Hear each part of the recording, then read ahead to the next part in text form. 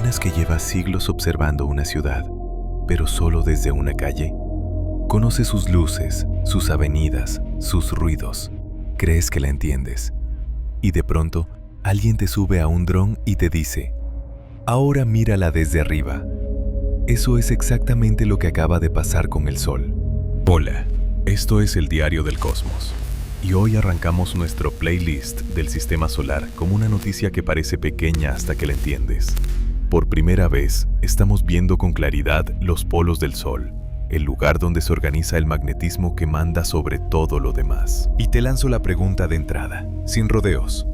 ¿Cómo pretendíamos entender el ciclo solar y predecir tormentas solares con precisión si la zona más decisiva del tablero magnético era casi un punto ciego? Porque sí, tenemos telescopios, satélites, sondas, imágenes increíbles, pero casi siempre mirábamos desde el mismo carril. La Tierra y los planetas orbitan en un disco, y la mayoría de misiones también. Ese disco es la eclíptica. Desde ahí, el Sol se observa de lado, como si intentaras ver el techo de un estadio sentado siempre en la misma grada. Los polos quedaban aplastados en el borde de la imagen, distorsionados, más difíciles de medir, más fáciles de interpretar mal. Ahora vamos a lo esencial. El Sol no es una lámpara, es un océano de plasma, gas tan caliente que sus partículas están cargadas eléctricamente. Y cuando tienes un océano de partículas cargadas moviéndose, generas campos magnéticos y los retuerces. Esos campos son los cables invisibles que controlan manchas solares, arcos coronales, llamaradas, eyecciones de masa coronal y el viento solar.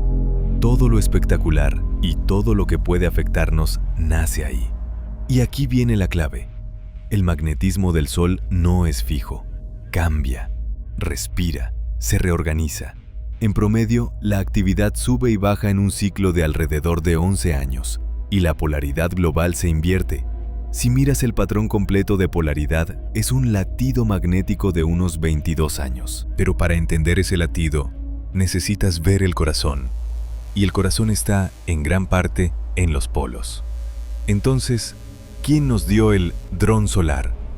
Una misión con nombre perfecto: Solar Orbiter. Es una nave pensada para dos cosas a la vez: mirar el Sol con detalle, superficie y atmósfera, y medir el entorno, partículas y campos, donde se forma el clima espacial. Lo extraordinario no es solo lo que observa, sino desde dónde lo observa. Porque Solar Orbiter está haciendo algo que suena sencillo, pero es una obra de paciencia orbital.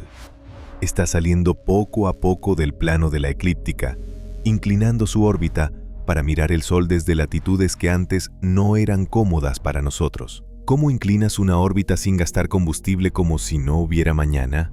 Con gravedad prestada. Solar Orbiter utiliza encuentros repetidos con Venus como si fueran empujones calculados. Cada sobrevuelo le cambia un poquito la inclinación. Imagina a Venus como una mano gigante, que cada cierto tiempo le da un toque suave a la trayectoria. No es un giro brusco, es una escalera de pequeños cambios acumulados durante años. Y gracias a ese plan, en 2025 la nave alcanzó un ángulo de observación suficiente para mirar el Polo Sur con una perspectiva directa, útil y moderna. Aquí es importante entender algo. Sí, hubo una misión histórica llamada Ulises, que pasó por encima de los polos solares en los 90 y 2000, y nos cambió la visión del viento solar en 3D. Pero Ulises era, sobre todo, un explorador de paso que medía el entorno de partículas y campos. Lo que estamos viviendo ahora es distinto. Es ver el polo con instrumentos actuales que conectan superficie, magnetismo y atmósfera, y hacerlo con una estrategia que apunta a mejorar aún más el ángulo con el tiempo. Es como la diferencia entre escuchar un estadio desde fuera y entrar con cámaras, micrófonos y mapa completo. Y aquí viene la frase que te quiero grabar. Cambiar el ángulo cambia la ciencia. Durante décadas, muchísimas conclusiones sobre el ciclo solar se apoyaban en observaciones ecuatoriales y extrapolaciones. No estaban mal, pero eran incompletas. Y la naturaleza no promete ser simple. Si te faltan piezas, tu modelo puede parecer correcto hasta que te piden precisión. Y la precisión aquí importa. El clima espacial no es una curiosidad. Afecta satélites, navegación, comunicaciones, e incluso puede forzar a operadores de redes eléctricas a tomar medidas cuando los eventos son fuertes. Ahora, ¿qué se ve cuando por fin miras el polo con una geometría mejor? Te lo explico en lenguaje humano. Solar Orbiter no mira con una cámara y listo. Usa un conjunto de instrumentos que, juntos, cuentan una historia completa. Por un lado, instrumentos como pH permiten mapear el campo magnético en la superficie. Es como ver el cableado que alimenta todo el espectáculo.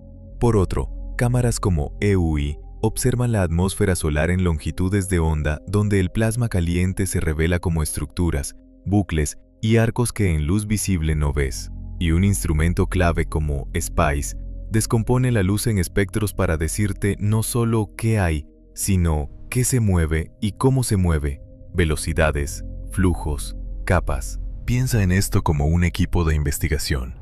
Uno te da el mapa eléctrico, otro te muestra el humo caliente siguiendo ese mapa, y otro te dice si el material sube, baja o se desliza.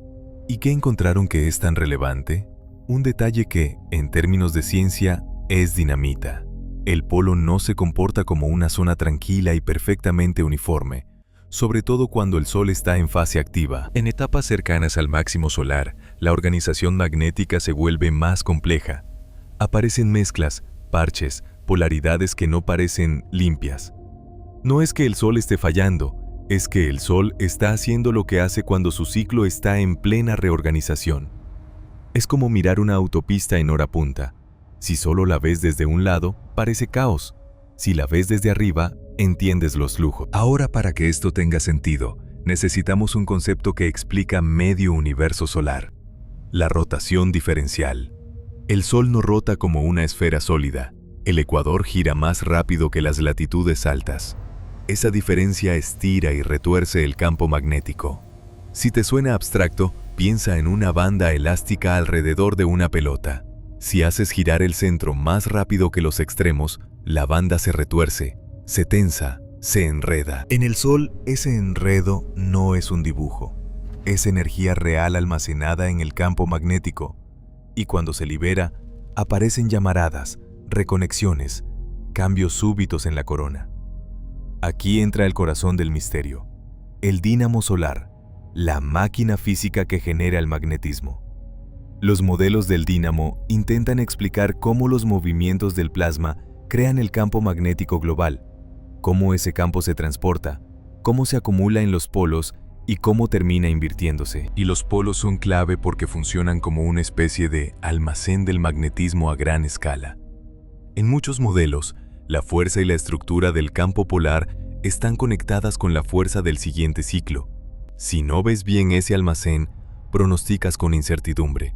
Si lo ves mejor, mejoras la predicción. Y aquí te pregunto otra vez, porque quiero que tú, el que escucha, sientas la magnitud. Si los polos eran el almacén y nosotros los veíamos de lado, ¿cuántas veces intentamos predecir el ciclo mirando solo las sombras? Es como medir el nivel de agua de un depósito escuchando el eco, sin mirar dentro. Puedes acertar tendencias, pero no dominas el detalle. Con la vista polar, la ciencia gana un tipo de información que antes era parcial: distribución real de magnetismo, fragmentación, zonas mixtas, patrones. Ahora, hablemos de por qué esto nos toca a todos. Mucha gente piensa que el Sol solo calienta. No, el Sol también moldea el espacio. El viento solar es un flujo continuo de partículas que sale del Sol y baña todo el sistema solar. Ese flujo choca con la magnetosfera de la Tierra y puede cargarla de energía. Las tormentas geomagnéticas pueden degradar satélites, generar errores en GPS, alterar comunicaciones de radio, aumentar arrastre atmosférico en órbita baja, y en eventos extremos obligan a tomar decisiones para reducir riesgos. No hablamos de película, hablamos de infraestructura real. ¿Dónde entran los polos? En la arquitectura del campo magnético global y en estructuras como agujeros coronales, regiones donde el campo se abre y deja escapar viento solar más rápido. Esos agujeros no son agujeros en el sentido de vacío, sino regiones con distinta configuración magnética. La relación entre polos, agujeros coronales y viento solar rápido es una de las piezas que mejoran cuando por fin miras desde el ángulo correcto. Y ahora viene lo más valioso de todo esto: No es una foto única, es una puerta abierta. Cuando Solar Orbiter observa desde latitudes altas, no solo captura imágenes bonitas, permite medir movimientos del plasma en capas que antes eran difíciles de estudiar desde esa geometría.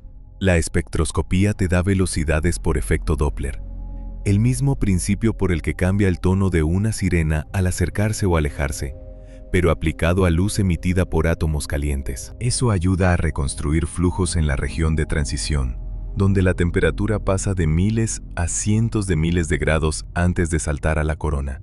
Y si entiendes esa zona, entiendes mejor cómo se alimenta el viento solar. Ahora, atención, esto no significa ya lo entendimos todo, significa lo contrario. Ahora tenemos datos que van a poner a prueba modelos.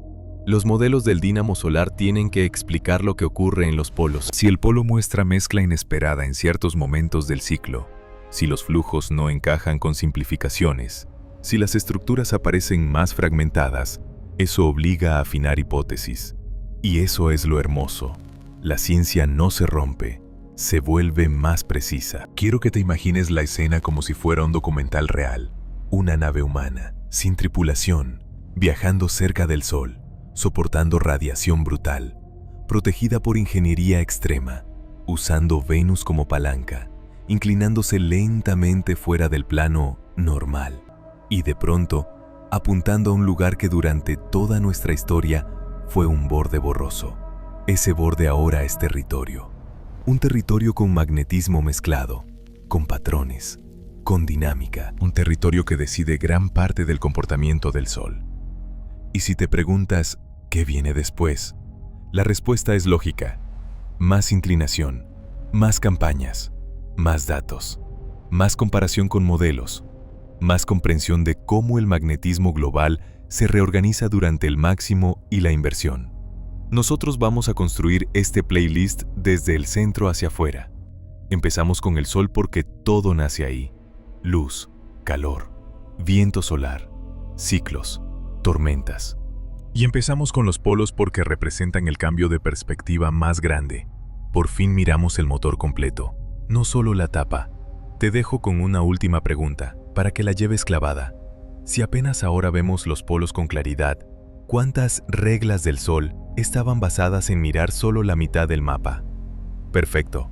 Vamos más profundo y más discovery. Menche vadi, bolche concretiki. Novsio prostim jazykom. Niche, расширенная студа часть. Splashной текст для озвучки, без носок y без ссылок. Si en la primera parte te dije que los polos eran la zona ciega del Sol, ahora quiero que lo sientas de verdad. El polo no es un punto bonito en una esfera. Es un lugar donde el Sol decide cómo va a respirar su magnetismo durante años. Y cuando hablamos de magnetismo solar, no hablamos de un detalle técnico. Hablamos del sistema que enciende manchas, dispara llamaradas, lanza nubes de plasma y, en ciertos días, puede convertir la Tierra en un tablero eléctrico lleno de interferencias. Vamos por pasos, pero con una pregunta directa. ¿Qué es lo que realmente vemos cuando decimos vemos los polos? Porque no es una foto turística, es un mapa de fuerzas invisibles. Y esa es la parte que más cuesta. El Sol se ve tranquilo a simple vista, pero por dentro funciona como una máquina inmensa de fluidos calientes, cargas eléctricas y campos magnéticos que se retuercen como cuerdas bajo tensión. Imagina el Sol como un océano hirviendo. Ese océano está hecho de plasma, partículas cargadas que se mueven. Y cuando algo cargado se mueve, genera y arrastra magnetismo. Ahora mete en la ecuación dos hechos que cambian todo. El Sol no gira como una bola sólida, y además convecta como si fuera una olla a presión gigante. En la superficie ves algo parecido a granitos y patrones en constante cambio. Son células convectivas, columnas de plasma subiendo y bajando, transportando energía. Eso ya sería complejo. Pero encima el Sol tiene rotación diferencial. El ecuador gira más rápido que las latitudes altas. Resultado, el magnetismo se estira, se retuerce, se almacena y a veces se rompe. Aquí aparece la gran idea que gobierna el ciclo solar, el dínamo. No es un motor con piezas metálicas, Es una combinación de movimientos del plasma que convierte energía de movimiento en magnetismo a gran escala. En los modelos más usados hay dos acciones principales. Una es como un estiramiento del campo. La rotación diferencial convierte un campo más simple en uno enrollado. La otra tiene que ver con cómo los campos locales, manchas, regiones activas, acaban contribuyendo al campo global. Y aquí entra el papel de los polos. Los polos son la zona donde parte de ese magnetismo termina acumulándose y reorganizándose, como si el Sol tuviera allí un almacén que decide el signo y la fuerza del campo polar. ¿Y por qué te debería importar el campo polar? Porque el campo polar es, para muchos científicos, uno de los mejores indicadores de cómo será el siguiente ciclo. No es magia, es física de transporte. El magnetismo no se queda donde nace, se mueve. Hay flujos superficiales lentos que empujan material desde el ecuador hacia los polos, algo así como una cinta transportadora solar. Esa circulación arrastra restos de magnetismo de regiones activas y los lleva a altas latitudes. Con el tiempo, eso puede reforzar o debilitar el campo polar. Y cuando llega la fase de inversión, esa estructura polar cambia de signo. Si no ves bien esa zona, si no puedes medirla con detalle, tu pronóstico del ciclo es como tratar de predecir un huracán sin mirar el centro. Ahora te pregunto, ¿has oído decir que el Sol está en máximo? Vale, pero ¿qué significa eso en la práctica? Significa que el campo global no se ve limpio, se vuelve más fragmentado, se mezclan polaridades. El polo puede parecer caótico, porque el sistema está en plena transición. Y esto es importantísimo. Mucha gente cree que el caos sería una anomalía, un error. No.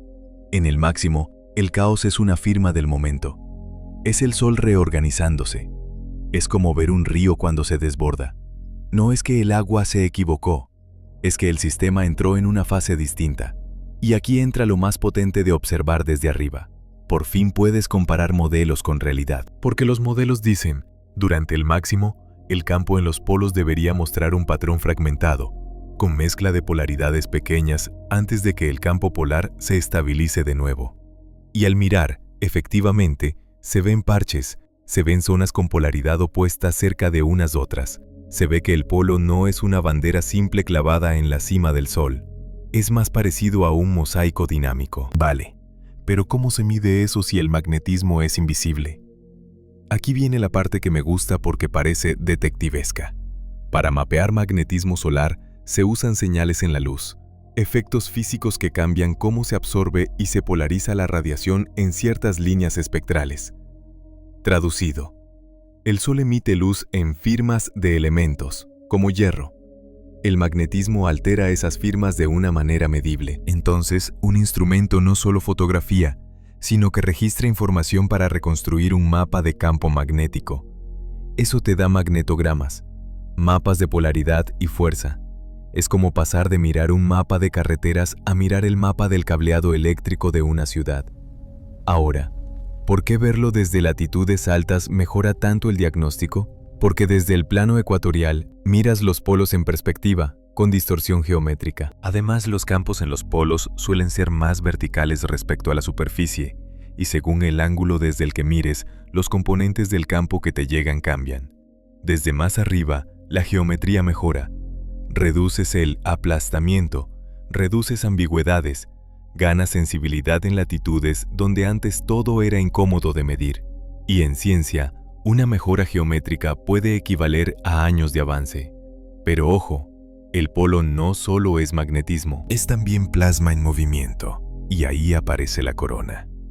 La corona es la atmósfera externa del Sol, supercaliente, con estructuras que parecen hilos y arcos. Y aquí hay un misterio histórico.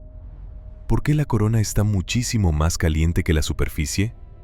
No debería, si solo pensamos en más lejos del fuego. Pero el Sol no calienta como una estufa. Tiene procesos magnéticos que transportan energía hacia arriba. Preconexiones, ondas, microeventos, liberación de energía magnética. Y los polos son un laboratorio natural porque ahí el campo se abre con más facilidad en ciertas regiones, formando estructuras que conectan con el espacio interplanetario. Cuando el campo magnético está abierto, permite que el viento solar escape más rápido. Eso es el viento solar rápido, un flujo más veloz y menos denso, asociado a regiones con líneas abiertas, muy relacionado con agujeros coronales. Y aquí viene el punto clave para el espectador. Si quieres entender por qué a veces llega a la Tierra un viento más rápido que agita la magnetosfera, necesitas entender esas regiones abiertas. Y para entenderlas de verdad, necesitas verlas en los polos con el ángulo adecuado, observar su estructura, su estabilidad, cómo aparecen y desaparecen, cómo se conectan con el campo global del ciclo. Ahora pongamos un ejemplo sencillo. Imagina que el campo magnético del Sol es como una red de gomas elásticas. En algunas zonas, las gomas se cierran formando bucles, atrapando plasma. En otras, se estiran hacia afuera y se abren al espacio. Por esas autopistas abiertas, el viento solar se escapa. Si cambian las autopistas, cambia el viento. Y si cambian los polos, cambia el patrón global que ordena esas autopistas. ¿Lo ves? Los polos no son un detalle geográfico, son un mando central del clima espacial. Y ahora entramos a algo todavía más fino: las plumas polares y los chorros. En los polos se observan estructuras delgadas, como plumas que se levantan, y eventos pequeños que aceleran material. No son explosiones gigantes como una llamarada X, pero son parte del goteo constante de energía y masa hacia el espacio. Medir velocidades allí es oro puro, porque te dice si el material está subiendo, bajando o siendo expulsado en mini chorros. Y esos mini chorros, sumados, pueden contribuir al viento solar o a la dinámica de la corona. Lo importante es que, por primera vez, desde una geometría más polar, esos movimientos se pueden estudiar con mejor contexto. ¿Y cómo se mide velocidad en el Sol? Aquí viene el truco genial. Doppler. Si un gas se mueve hacia ti, su luz cambia un poquito. Si se aleja, cambia al otro lado. No lo ves como rojo y azul a ojo, pero los instrumentos lo detectan en líneas espectrales. Así puedes construir mapas de velocidad. Y un mapa de velocidad te dice dónde hay flujos, dónde hay jets, dónde hay movimientos coherentes. Es como pasar de una foto fija a un mapa del viento en un huracán. Y ahí el polo se convierte en una escena viva, no en un punto quieto. Pero todavía falta una pieza que casi nadie conoce y que es crucial: la helioseismología. El Sol tiembla, literalmente. Tiene ondas internas que viajan por su interior y hacen vibrar la superficie. Midiendo esas vibraciones, puedes inferir flujos y estructuras bajo la superficie, como si hicieras una ecografía. ¿Y por qué importa para los polos? Porque parte del problema del ciclo solar es entender cómo se mueven los flujos a grandes escalas. Corrientes meridionales, cizallas, patrones que transportan magnetismo.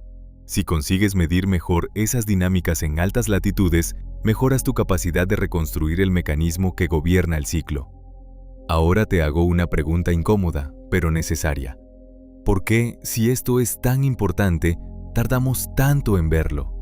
Porque no es solo apuntar una cámara, es una guerra contra la mecánica orbital. Para salir del plano de la eclíptica, necesitas cambiar inclinación. Y cambiar inclinación cuesta energía. La solución fue usar Venus como herramienta repetida. Es estrategia, paciencia, años de planificación. Esto no es un video viral hecho en una semana. Es ciencia que se cocina a fuego lento. Y mientras todo esto pasa, la Tierra vive su realidad tecnológica. Satélites de comunicación, navegación, observación, redes eléctricas, aviación que depende de comunicaciones y rutas. Y cada vez que el Sol entra en fases activas, los operadores miran alertas. Lo que hoy se está construyendo con estas observaciones es algo muy concreto: mejor comprensión del ciclo y mejor capacidad de anticipar comportamientos. No para evitar el Sol, sino para prepararnos mejor. Ajustar satélites, planificar riesgos, comprender probabilidades. Ahora, quiero que recuerdes esto. Cuando alguien te diga, ¿el Sol está loco?, tú vas a responder, no, el Sol está en transición. Y el polo es el lugar donde esa transición se hace visible en su versión más honesta. Ver el polo es ver el mecanismo respirando, cambiando, mezclándose. invirtiéndose. Y eso tiene un valor enorme porque convierte palabras grandes, ciclo, máximo, inversión, en datos observables que pueden compararse con modelos. Y aquí entra el momento más cinematográfico de la ciencia. Estamos en el inicio de una etapa, no en el final. Lo que se ha visto hasta ahora es la primera gran ventana. A medida que la misión gane más inclinación, el polo será menos borde, más centro, más medible, más cartografiable.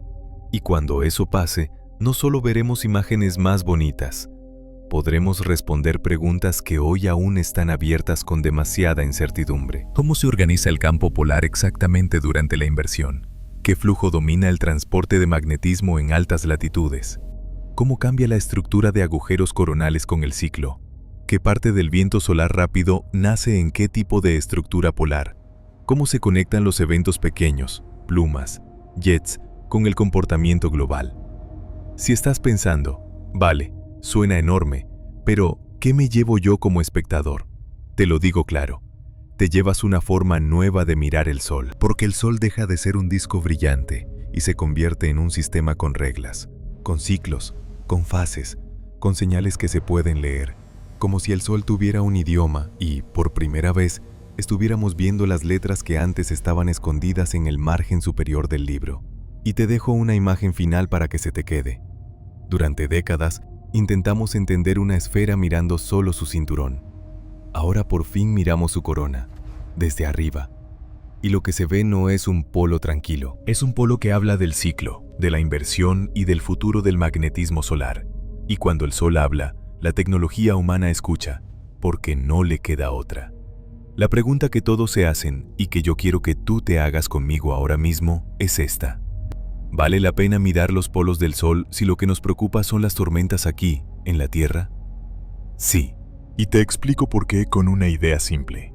Para nosotros, el Sol no es solo una estrella, es un sistema meteorológico que manda viento, radiación y campos magnéticos a todo el sistema solar. Y el polo es una de las piezas que más influyen en cómo se organiza ese sistema. Ahora, respira.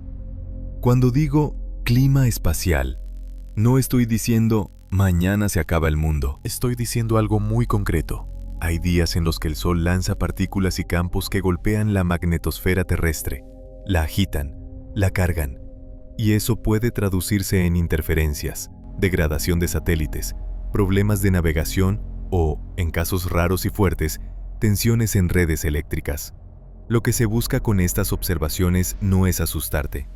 Es entender mejor las reglas, reducir incertidumbre y predecir con más contexto. Vamos a lo útil. ¿Qué señales solares son las que de verdad importan para la Tierra? En general, 3 familias. 1. Llamaradas solares, flare, que envían radiación electromagnética casi instantánea. 2. Eyecciones de masa coronal, CME, que son nubes de plasma y campo magnético que tardan de 1 a varios días en llegar. 3. Viento solar rápido desde agujeros coronales, que puede provocar perturbaciones recurrentes. Y aquí es donde el polo entra como protagonista silencioso. Los polos suelen estar relacionados con la estructura global del campo magnético. Cuando el campo está organizado, hay regiones polares con líneas que se abren al espacio y otras que se cierran. Esa arquitectura influye en dónde aparecen agujeros coronales y qué tipo de viento solar se escapa. Si tú entiendes mejor la arquitectura polar, entiendes mejor el mapa por donde el Sol suelta viento rápido. Y si entiendes el mapa, puedes anticipar mejor cuándo habrá condiciones de viento que carguen la magnetosfera. Además, hay otra razón por la que esto es histórico. Estamos observando los polos justo en una época en la que el ciclo solar está en fase activa, cerca del máximo. En ese momento, el magnetismo se fragmenta, las polaridades se mezclan y el sistema global se reorganiza hacia la inversión. ¿Qué significa eso en castellano humano? Que el orden del magnetismo global está cambiando. Y cuando cambia el orden, cambian también los patrones de actividad y las conexiones magnéticas en la corona. Ahora quiero que entendamos una cosa que suele confundir a la gente. Un evento fuerte no depende solo de que el Sol explote, depende de la geometría del campo magnético que llega a la Tierra. Hay tormentas geomagnéticas que son fuertes porque la nube de plasma trae un campo magnético con orientación que se acopla muy bien con el de la Tierra, como dos imanes que encajan. Si la orientación no encaja, el golpe es menor. Por eso la predicción no es solo habrá CME, es con qué campo viene. Y para aprender a anticipar, se necesita comprender mejor cómo el Sol construye y reorganiza su magnetismo global. Otra vez, los polos. ¿Pero qué es lo nuevo aquí? Lo que cambia el juego. Lo nuevo es que, con perspectivas polares mejores, se pueden medir con más confianza patrones de campo en altas latitudes y también dinámicas del plasma en capas clave de la atmósfera solar. Eso alimenta modelos del dínamo, modelos del transporte de flujo magnético, modelos que intentan describir la conexión entre superficie, corona y heliosfera. Cuando esos modelos mejoran, se reduce la niebla en pronósticos del ciclo y del clima espacial. No es magia instantánea, pero es un salto real en la base de datos. Déjame darte una imagen útil. Antes, era como predecir el invierno mirando solo la playa.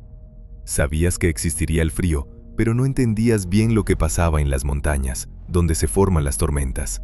Los polos son esas montañas magnéticas, regiones que controlan la circulación global del magnetismo. Solar Orbiter nos está permitiendo mirar justo donde se organiza parte del destino del ciclo.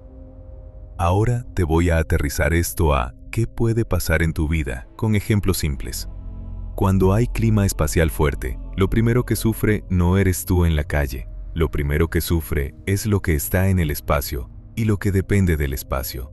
Satélites pueden recibir más radiación, sufrir errores, degradar componentes, cambiar su órbita por aumento del arrastre atmosférico. Navegación. El GPS puede degradar precisión en ciertos momentos. Comunicaciones. Hay bandas de radio que pueden sufrir apagones temporales. Aviación. Rutas polares pueden verse afectadas por comunicaciones y por aumento de radiación. Por eso se gestiona con procedimientos. Redes eléctricas. En eventos extremos, se monitoriza y se toman medidas para reducir riesgo. Y aquí viene la parte que a mí me gusta del modo documental. ¿Por qué si el Sol nos afecta tanto, no lo dominamos ya? Porque el Sol es un sistema no lineal. Es decir, pequeñas diferencias en el campo pueden producir grandes diferencias en el resultado. La corona es un lugar donde el magnetismo domina el comportamiento del plasma, y la reconexión magnética puede liberar energía de formas abruptas. Por eso, aunque podamos detectar regiones activas y manchas, la predicción exacta del cuándo y cómo sigue siendo difícil. La ciencia avanza reduciendo incertidumbre, y el nuevo ángulo polar es una reducción de incertidumbre. Ahora te quiero hablar de un punto que suele venderse mal en Internet. Un agujero coronal apareció. Viene el fin. No. Los agujeros coronales, sobre todo cuando son grandes y persistentes, tienden a producir viento solar rápido recurrente. Eso puede generar tormentas geomagnéticas moderadas repetidas, y esas, a su manera, son importantes, no porque destruyan el mundo, sino porque en tecnología acumulativa importan. Y cuando los polos están mejor observados, se entiende mejor cómo esos agujeros se sostienen y cómo se conectan con el campo global del ciclo. También hay un detalle fascinante. Al observar los polos, se mejora la posibilidad de estudiar estructuras finas como plumas polares y pequeños chorros de plasma, y relacionarlos con la salida del viento solar. Este tipo de microdinámica puede parecer irrelevante, pero en sistemas físicos grandes, muchos pequeños aportes suman un flujo global. Es como un río. No nace de una sola gota, nace de miles de fuentes. Ahora, ¿qué viene en el futuro cercano? Más inclinación, más campañas y un mapa cada vez más directo. Piensa en la inclinación como la altura del dron. A mayor altura, menos distorsión, más cobertura polar, más continuidad en observaciones. Eso permite comparar cómo cambian los polos a lo largo de meses y años, justo durante la inversión y la estabilización posterior. Y esa película temporal es crucial. No basta una foto, necesitas ver la evolución. Pero quiero que te quedes con una idea final que le da sentido a todo este episodio. Entender el Sol no es un lujo académico, es una necesidad tecnológica. Vivimos en una civilización eléctrica y espacial, y el Sol es el factor externo más importante que puede perturbar esa infraestructura. Cada mejora en entender su magnetismo es una mejora en resiliencia. Solar Orbiter, al mostrarnos los polos como nunca, nos da una pieza que faltaba para narrar el ciclo completo con más precisión. Así que cuando escuches, por primera vez vimos los polos del Sol, tradúcelo a esto. Por primera vez estamos mirando el panel de control del magnetismo solar desde un ángulo que permite medirlo mejor. Y eso, en ciencia, no es un detalle, es una puerta. Y te dejo con una última pregunta, que quiero que sea el cierre de este capítulo y el inicio del siguiente en tu cabeza. Si el Sol es el corazón del sistema solar, ¿cuántas de sus señales más importantes estaban escondidas en el lugar donde nunca mirábamos bien?